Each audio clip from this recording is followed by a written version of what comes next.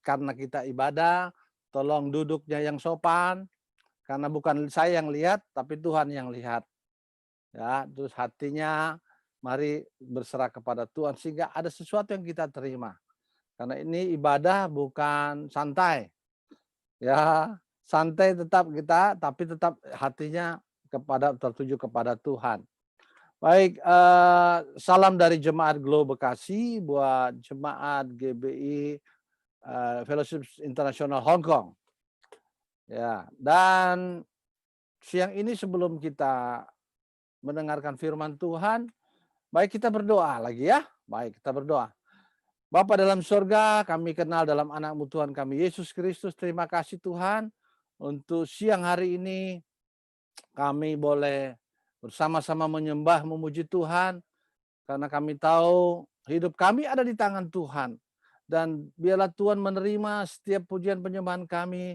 Tanda terima kasih syukur kami kepada Tuhan. Karena Tuhan baik. Hidup kami ada di tangan Tuhan. Karena anugerah yang luar biasa, kami merespon itu dengan ucapan syukur. Terima kasih Tuhan untuk siang hari ini. Kami akan belajar sebagian daripada firman Tuhan untuk memagari setiap hidup kami. Supaya kami tidak miring ke kiri, miring ke kanan. Bahkan kami selalu dituntun ke depan untuk selalu menjadi berkat buat orang lain. Melalui firman Tuhan kami ditegur, kami ditempelak. Bahkan kami dimerdekakan. Terima kasih Tuhan. Kami butuh urapan Roh Kudus-Mu untuk setiap kami, untuk kami dapat mengerti apa maksud daripada firman Tuhan yang kami akan renungkan sebentar. Berkati kami semua, kalau ada roh-roh yang bukan dari Tuhan, kami tolak di dalam nama Tuhan Yesus Kristus. Kau tidak berhak, yang berhak adalah Roh Kudus. Terima kasih Tuhan, dalam nama Tuhan Yesus Kristus, kami sambut firman Tuhan. Amin. Haleluya, shalom, sekali lagi shalom. Iya, sudah 5 bulan ini kita mungkin terpenjara di rumah, tapi sekarang di Bekasi sudah zona hijau dan boleh pergi keluar, tapi jangan lupa cuci tangan, pakai masker, jaga jarak, ya itu saja. Jadi minum vitamin, jaga kesehatan, berolahraga, sehingga terus kita sehat setiap hari. Baik, siang menjelang sore ini, ya saya mau share dengan saudara-saudara di Hong Kong satu cerita yang luar biasa dalam Matius 19 ayat 27 sampai dengan 30. Matius 19 ayat 27 sampai dengan 30. Matius 19 ayat 27 sampai dengan 30. Yaitu upah mengikut Yesus. Yang sudah dapat katakan alhamdulillah. Ya. Ya. Upah mengikut Yesus. Ayat 27 saya bacakan. Lalu Petrus menjawab dan berkata kepada Yesus. Kenapa Petrus menjawab dan berkata kepada Yesus? Karena di ayat sebelumnya itu bercerita tentang orang kaya. Orang kaya yang menurut Yesus susah masuk surga. Ya, orang kaya ini bukan bertanya, tapi orang kaya ini ingin memamerkan kesalehannya. Jadi Bapak Ibu, orang saleh, orang benar, orang baik belum tentu masuk surga. Tapi kalau orang di dalam Tuhan Yesus pasti masuk surga. Ya. Kalau kita tahu bahwa dia sudah menjual ini, sudah memberi ini, melakukan segala sesuatu. Itu sebabnya di ayat yang ke-27, Petrus menjawab. Lalu Petrus menjawab dan berkata kepada Yesus, kami ini telah meninggalkan segala sesuatu. Nah, dia seperti orang kaya tadi. Saya ini sudah beri ini, saya ini sudah beri ini, saya ini beri ini. Petrus pun terpancing. Loh, kami juga telah meninggalkan segala sesuatu. Siapa Petrus? Petrus adalah penjala ikan.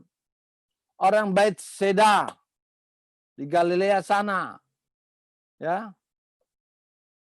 Kami ini sudah meninggalkan segala sesuatu dan mengikut Engkau, Yesus, ya. Jadi apakah yang akan kami peroleh? Ayat 28, kata Yesus kepada mereka, aku berkata kepadamu, sesungguhnya pada waktu penciptaan kembali, pada waktu bumi yang baru, apabila anak manusia bersemayam di tahta kemuliaannya, kamu yang telah mengikut aku akan duduk juga di atas 12 tahta untuk menghakimi ke-12 suku Israel. Ini janji Tuhan.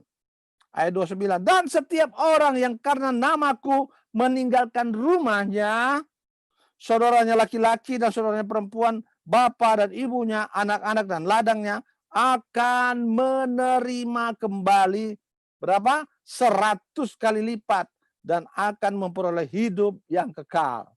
Saya sih milih hidup kekal daripada 100 kali lipat ya.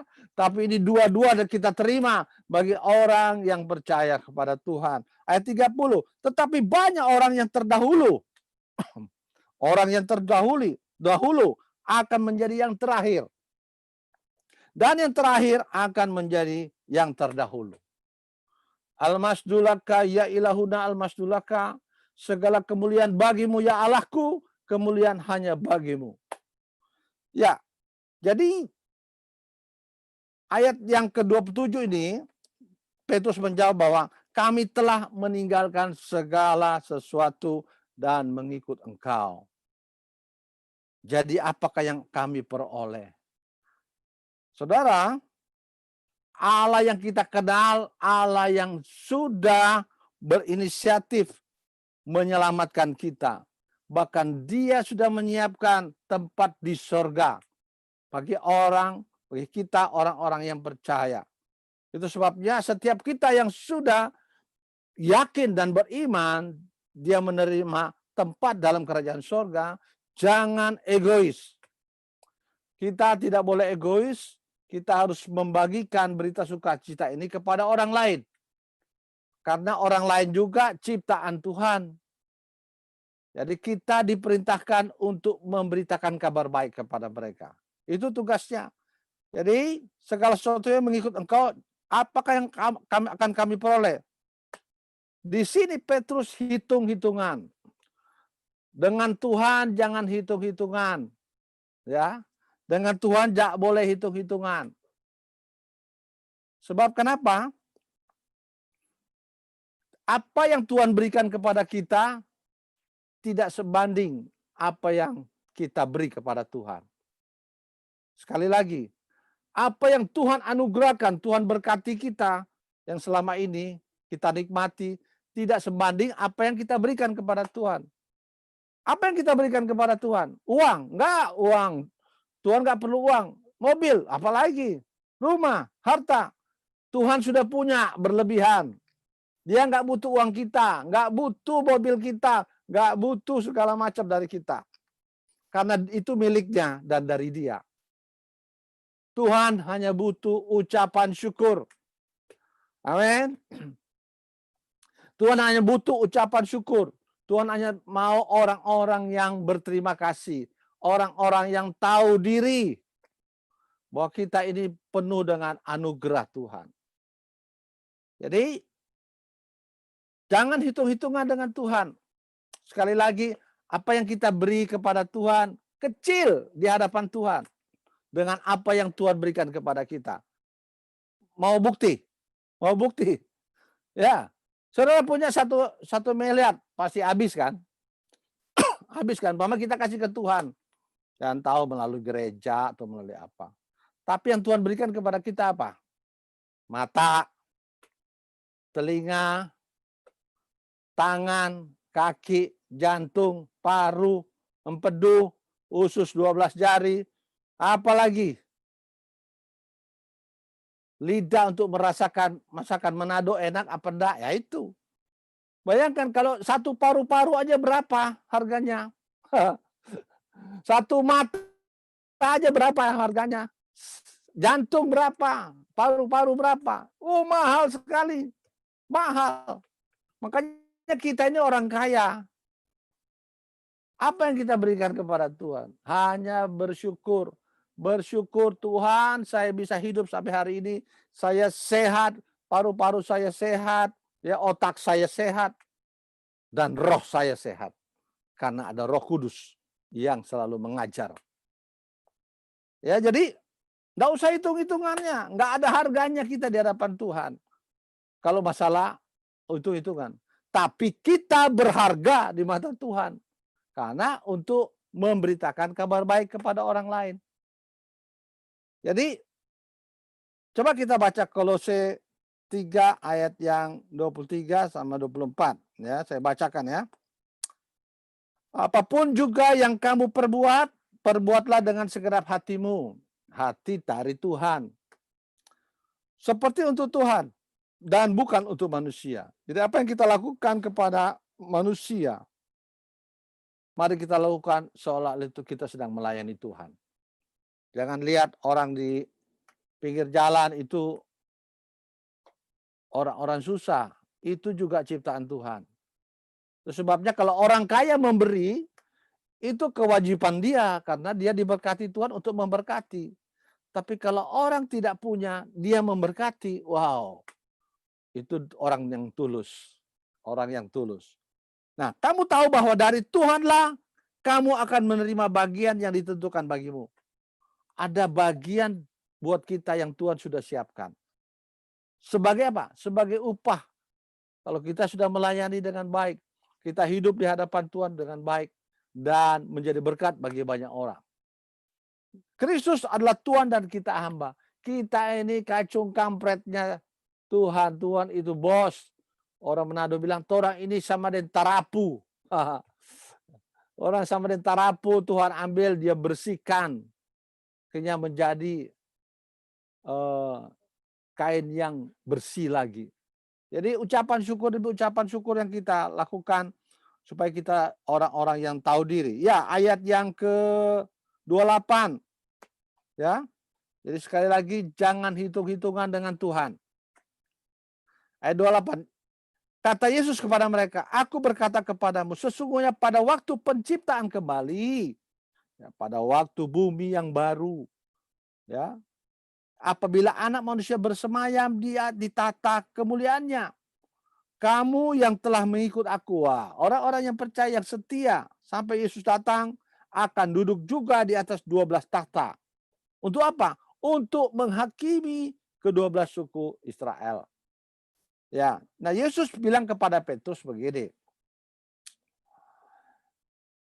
Tuhan itu tidak perlu dibantu. Kasarnya begitu. Jadi kalau kita mengikut Yesus, seolah-olah kita yang membantu Yesus. Kalau ikut Yesus, oh kan gue ikut Yesus supaya gue bisa melayani, bantu-bantulah. Makanya kalau paling saya kurang sejahtera kalau dengar, Pak ayo melayani. Oh saya nggak melayani, saya bantu-bantu aja. Tuhan tidak perlu dibantu. Tuhan tidak perlu dibantu. Ya. Kalau diajak melayani, puji Tuhan. Ya, apa yang bisa saya kerjakan? Udah itu aja. Jangan bilang, ya biar aja saya di luar aja, saya bantu-bantu. Tuhan tidak perlu dibantu. Kita justru perlu bantuan Tuhan. Dengan melayani itu, kita sedang berterima kasih karena Tuhan sudah bantu kita. Ya, jadi itu perlu diingatkan kepada kita bahwa Tuhan tidak perlu dibantu. Justru kita yang perlu dibantu oleh Tuhan. Ya. Dan kemudian setelah kita melakukan apa yang menjadi perintah Tuhan, kita akan menerima upah. Tapi jangan hidup karena fokus pada upah. Upah itu pasti, nggak usah fokus, itu bonus. Mari hidup sesama kita, bahkan kepada tidak sesama iman, mari kita jadi berkat dimanapun kita berada. Dengan menegur aja, assalamualaikum, shalom, apa kabar, sehat nggak? Sehat nggak? Oh, puji Tuhan ya, semangat ya. Ya, jadi kita kalau berpikir positif, pasti positif itu akan transfer kepada orang hal-hal yang baik. Tapi kalau ketemu orang, aduh, gimana susah ya hari ini, aduh, parah, itu sangat menekan orang lain juga. Kita sudah tertekan, kita ngomong itu, orang itu juga, oh iya sama, beta juga begitu, gua juga begitu, kita lebih begitu. Aduh, memang susah. Ya sama-sama susah, hancurlah orang semua. Makanya ketemu orang harus positive thinking. Ya, kekuatan dari pikiran yang baik itu sangat bagus sekali. Jadi mulai sekarang ketemu orang, apa kabar? Sehat ya? Semangat terus. Lihat berkat Tuhan, jangan lihat masalah. Kalau kita lihat masalah, kita tidak akan bersuka cita. Mana lebih besar, masalah atau berkat Tuhan? Yang besar masalah atau berkat Tuhan? Saya percaya kita sudah merasakan yang terbesar adalah berkat Tuhan dari masalah. Iya. Amin. Jadi tetap semangat, berpikir positif. Sebab waktu kita berpikir positif, efeknya juga akan positif. Tapi kita berpikir negatif, tuh kan orang itu kan begini dulu, oh dia begini dulu, oh begini. Akhirnya satu nyaut, dia begini. Jadi akhirnya kita udah terpengaruh dengan hal-hal negatif. Ketemu orang langsung curiga. Kita melihat kelemahannya dia. Berarti tidak membantu orang itu untuk menjadi baik. Sekali lagi, kita berpikiran negatif kepada orang lain tidak pernah membantu orang itu akan jadi baik. Tapi kalau kita berpikir positif, melihat kelebihannya, kita akan membantu orang itu juga meninggalkan kebiasaan buruknya. Amin. Jadi berpikir negatif tidak akan membuat orang jadi baik. Berpikirlah positif supaya orang lain juga diberkati. Dan kita juga pasti diberkati oleh Tuhan. Karena kita melakukan hal baik, Tuhan melihat apa yang kita lakukan. Setuju? Puji Tuhan. Saya percaya orang-orang di Glo Hong Kong selalu berpikir positif. Sehingga merubah orang lain juga jadi positif. Amin. Amin. Haleluya. Ya. Jadi apabila manusia bersama di hari kemuliaan, kamu yang telah mengikut aku akan duduk juga di atas 12 tata untuk menghidup. Nah, jadi Yesus menekankan kembali bahwa kita punya upah. Ya, ayat 30. Ayat 30 kita baca, sebentar saya buka ayat 30-nya. Oh, ayat 29 dulu ya. Sorry. Ayat 29. Ia akan menerima upah berapa kali lipat? 100 kali lipat. Dan setiap orang yang karena namaku meninggalkan rumahnya, saudara laki-laki atau saudara perempuan, bapak atau ibunya, anak-anak ladangnya akan menerima kembali 100 kali lipat dan akan memperoleh hidup yang kekal. Keselamatan bukan borongan. Keselamatan tidak borongan. Keselamatan itu pribadi. Kita yang menjadi berkat buat orang lain pun juga diselamatkan.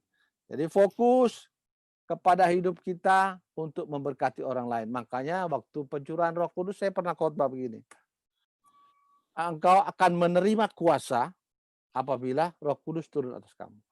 Banyak kita memikirkan kuasa itu selalu kuasa kesembuhan. Padahal apa?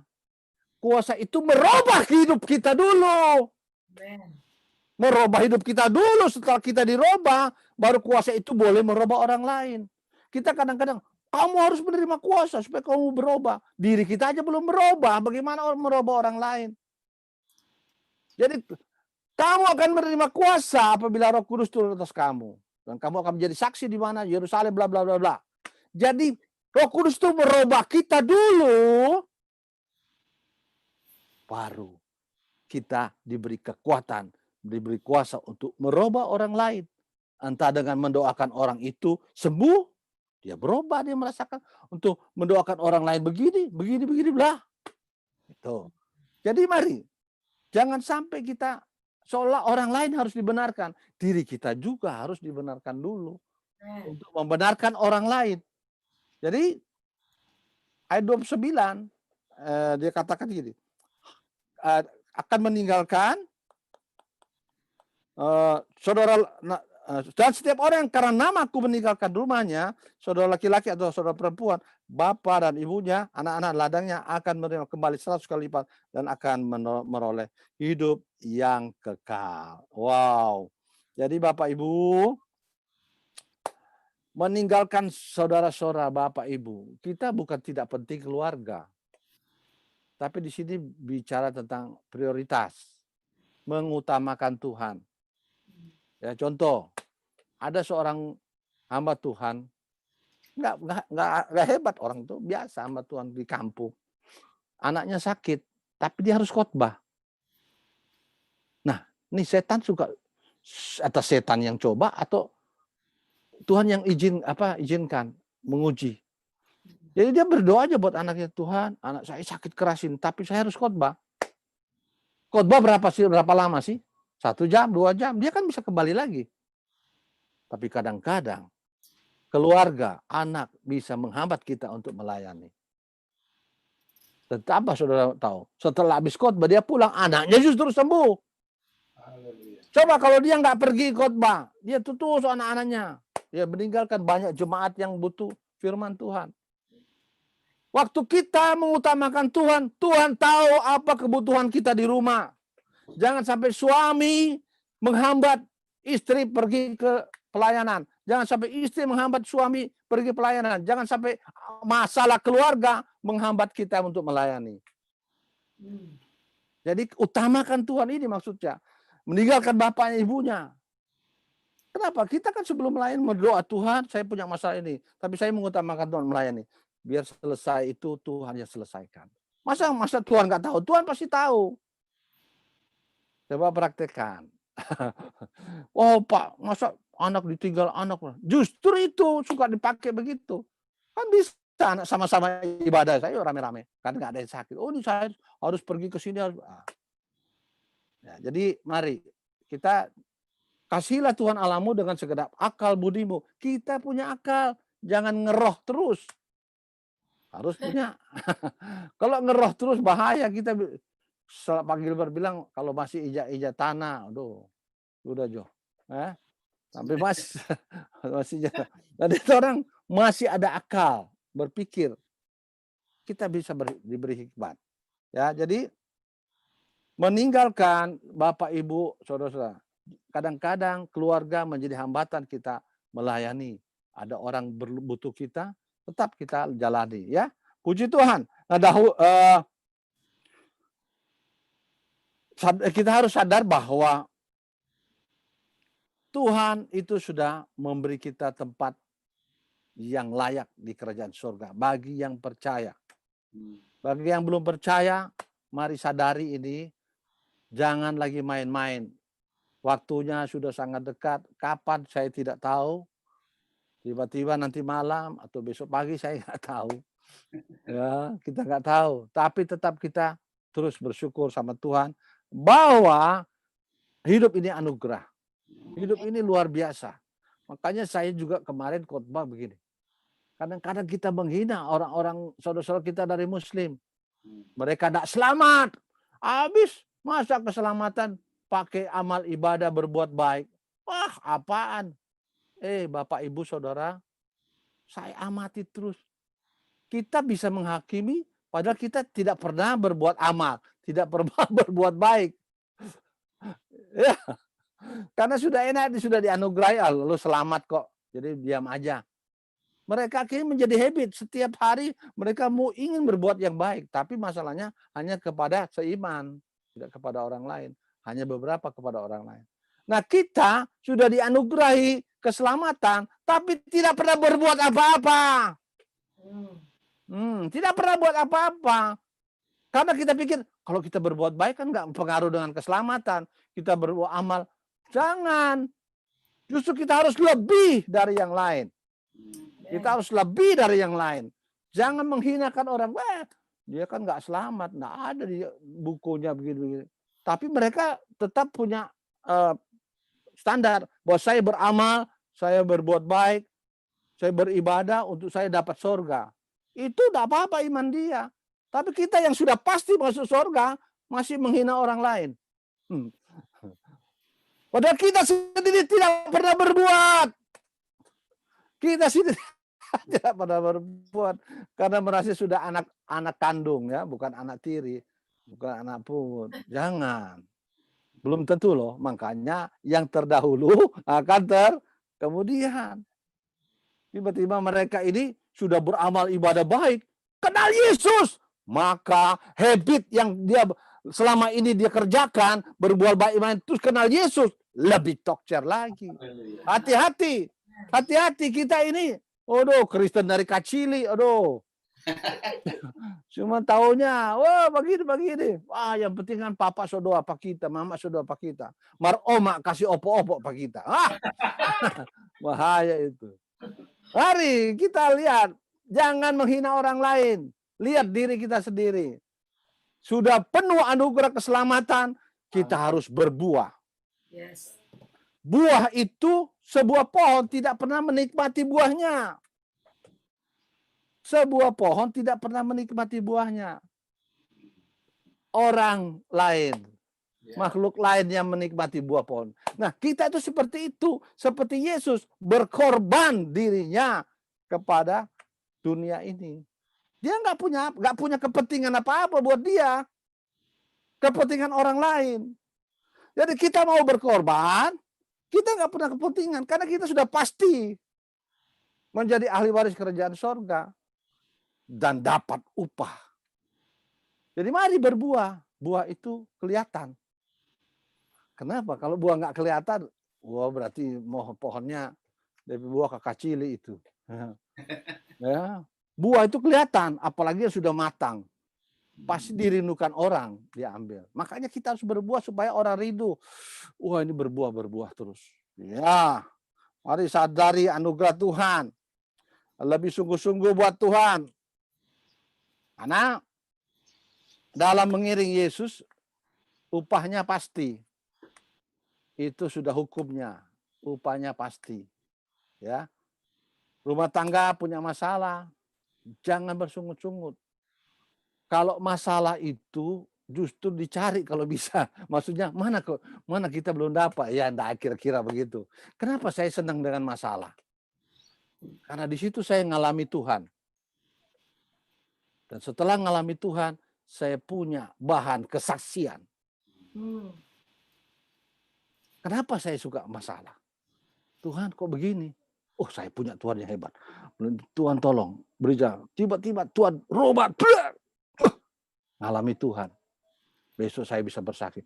Wow, udah bla bla bla bla. Karena masalah itu, masalah semakin besar, kesaksian semakin besar. Masalah semakin besar, berkat juga semakin besar. Amin. Dan dari masalah itu, kita sedang sekolah. Kalau kita punya masalah, kena pisau di tangan. Oh, waktu potong cabai atau potong bawang ke bawah. Itu sudah pengalaman kita. Masalah adalah guru yang baik buat kita. Kita tidak akan lagi jatuh ke masalah yang sama. Jadi kalau ada masalah dalam rumah tangga kita, dalam pelayanan kita, bersyukur. Pertama, masalah itu datang karena kita sendiri. Bukan dari Tuhan. Karena kita sedang buka celah buat iblis masuk memberi masalah itu. Ngomongin orang aja itu membuat celah. Menghina orang itu membuat celah buat iblis. Tuh kan, ini begini. Hati-hati. Iblis lebih berpengalaman. Dia 2000 tahun. Atau lebih bahkan. Kapan sejak Adam dan Hawa. Dia so tua, so opa-opa itu. Tuh orang belum 100 tahun. Dia lebih berpengalaman. Masalah di Hong Kong dia so tahu. Oh, kalau di Hong Kong, lu pernah tahun sekian kejadian sama di Hong Kong. Dia orang kasih begini, Jo. Masalah Bekasi, oh begini. Oh, pernah terjadi di Amerika kayak gini. Dia lebih bajenggot. Dia lebih berpengalaman kalau mau ganggu orang. Lah orang ini kasihan kalau bukan anugerah Tuhan, kalau bukan Roh Kudus yang melindungi kita, so ancur-ancur orang ini. Jadi mari bersyukur kita punya Tuhan yang luar biasa, yang tidak pernah meninggalkan kita sebagai yatim piatu. Dia selalu menyertai kita sebagai Immanuel melalui Roh Kudus. Amin. Jadi Roh Kudus itulah yang selalu duduk di hati kita. Roh Kudus mau duduk di hati kita dan mengajar kita, membimbing kita, menasihati kita kalau hati kita bersih. Kalau torang pe hati kotor, hati ini adalah raja, mempengaruhi pikiran ini. Pikiran jahat, akhirnya tangan bergerak, ini semua. Kalau hati kita kotor, Roh Kudus jauh dari torang. Tapi kalau harap Roh Kudus hati kita tulus, disitulah Roh Kudus akan duduk, memimpin kita. Ya, baik. Jadi, mari jangan lagi kompromi dengan dosa. Jangan lagi kompromi dengan dosa. Waktu kita kompromi dengan dosa, kita sedang membuat celah iblis masuk.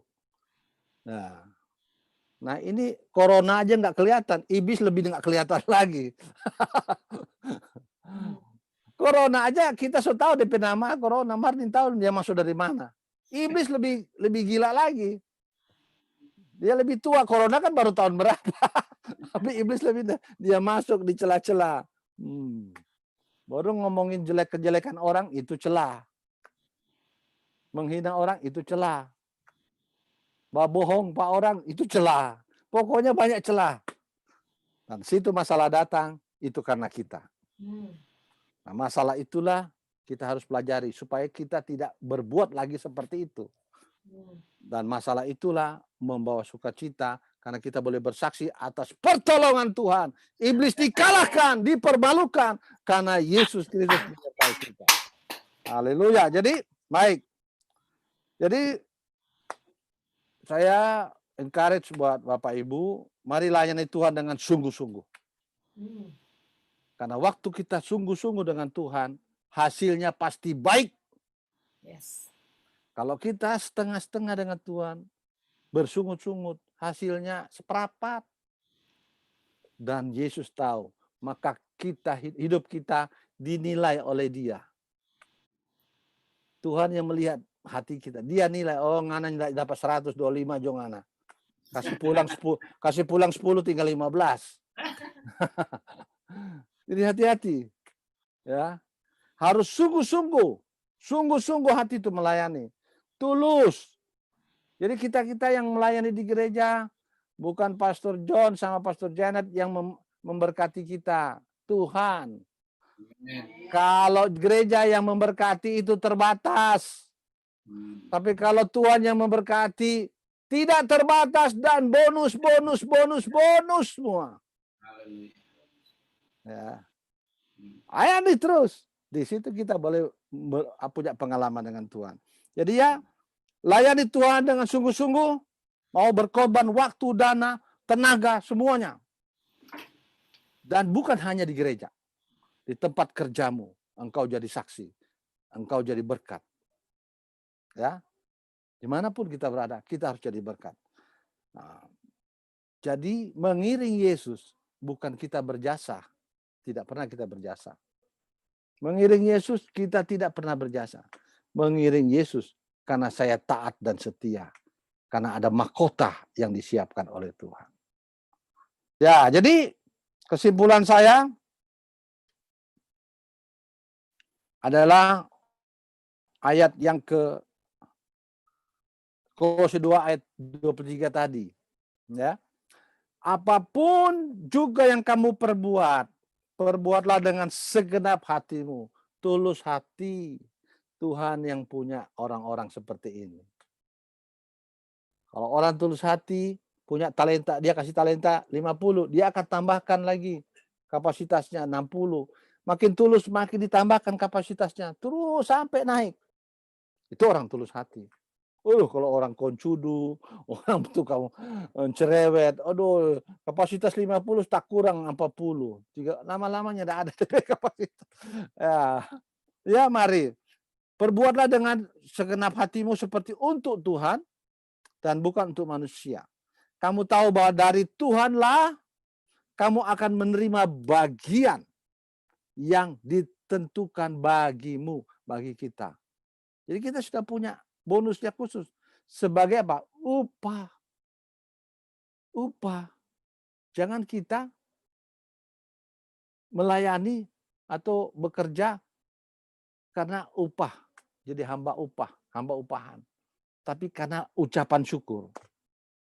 Karena tahu diri kita sudah diberi Apa tadi? Mata yang sehat, mulut yang sehat, telinga yang sehat, paru-paru sehat semua. Itu nggak bisa dihargai. Hidup inilah kita persembahkan kepada Tuhan. Hidup inilah kita menyenangkan hati Tuhan. Menyenangkan sesama sama dengan menyenangkan Tuhan. Ya, jadi jangan sampai menghina orang lain, jangan sampai mengecilkan orang lain, jangan sampai menggosipkan orang lain. Itu semua adalah celah untuk iblis mengalahkan kita. Tutup semuanya itu dengan berpikir positif, supaya pikiran positif kita kepada orang lain merubah orang itu jadi benar. Itu saja dari saya. Saya percaya kita tetap kuat dalam Tuhan. Amin. Terus bersyukur kepada Tuhan. Karena tidak ada yang lebih indah hidup di dalam Tuhan. Hanya hidup dalam Tuhan. Amin.